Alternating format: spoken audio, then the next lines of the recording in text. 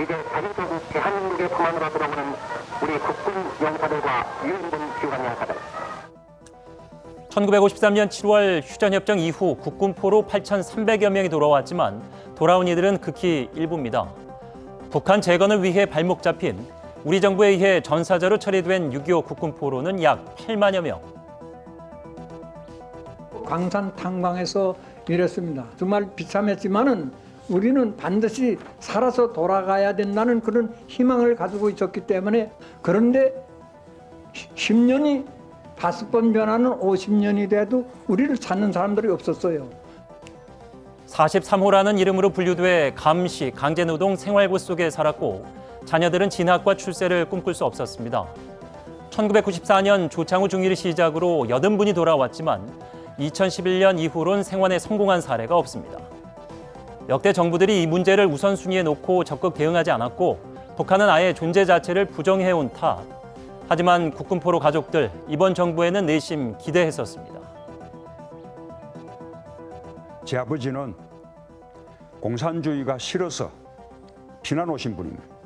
북한의 존재에서 자신의 살 길을 찾는 정치는 더 이상 국민의 지지를 받을 수 없습니다. 청와대 수석 시절 어머니와 함께 이모 상봉의 기쁨을 나눈 문 대통령이기에 전쟁으로 가족이 생이별한 그 심정 누구보다 잘 알 것이다.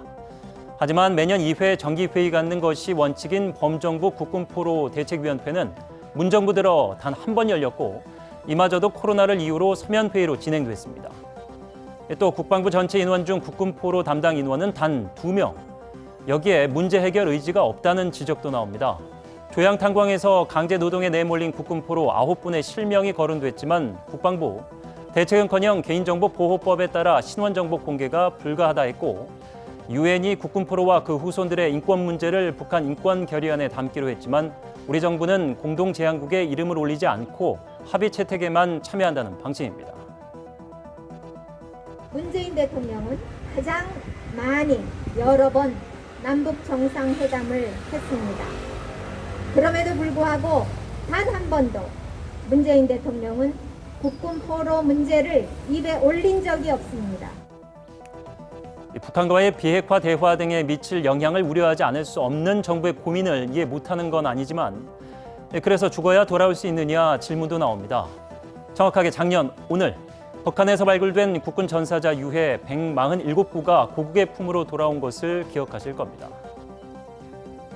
아들이 보고 싶고 생각나. 눈도 못 감고 사망하시더라고요. 한이 너무 많아 눈 못 감았겠죠. 2014년 유엔이 추산한 북한 생존 국군포로 약 500여 명, 이미 80을 훌쩍 넘긴 나이, 얼마 남지 않은 여생, 그 눈물을 닦아주는 일을 더 미룰 수 없습니다. 나라를 위해 목숨 바쳐 싸우고도 살아있다는 이유로 유령이 된 이들의 생사를 확인하고 송환을 요구할 방법은 정말 없는 걸까? 탈북하지 않는 한 살아선 돌아올 수 없는 국군포로, 그들에게 6.25 전쟁은 아직 끝나지 않았습니다. 앵커 포커스였습니다.